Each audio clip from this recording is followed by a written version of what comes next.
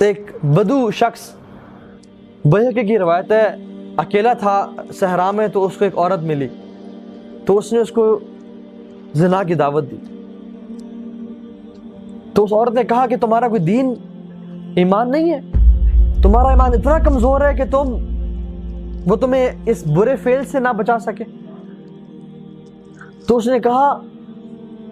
کیونکہ اندھیری رات تھی اور ستارے چمک رہے تھے، تو اس نے کہا کہ ہمیں کون دیکھ رہا ہے سوائے ان ستاروں کے. تو اس نے ایک امیزنگ جواب دیا. اس نے کہا کہ ان ستاروں کا بنانے والا تو ہمیں دیکھ رہا ہے. جب ہم اکیلے میں ہوں اور اندھیرے میں ہوں اور ہمیں کچھ گناہ کرنے کا دل چاہے، تو اپنے آپ سے ہمیں پوچھ لینا چاہیے کہ جس کی زمین پہ میں گناہ کرنے لگا ہوں وہ تو دیکھ رہا ہے، جس کے آسمان تلے میں گناہ کرنے لگا ہوں وہ تو دیکھ رہا ہے، جس کا رزق میں کھاتا ہوں وہ تو دیکھ رہا ہے، جس کا سانس میں لے رہا ہوں وہ تو دیکھ رہا ہے، اور جب کوئی بھی نہ ہو تو وہ تو دیکھتا ہے. تو انسان یا تو اس کے ڈومینین اور اس کی مائٹ سے نکل کے گناہ کرے تو کر سکتے تو کرے.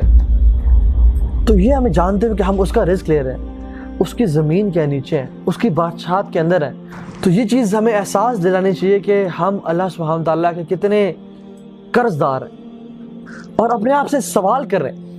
ہر بندہ اپنے آپ سے پوچھے اور سوال کرے، اور اپنے روح سے پوچھے کہ اے روح، اگر تو یہ گناہ کر رہی ہے اس لیے کہ تمہیں کوئی نہیں دیکھ رہا،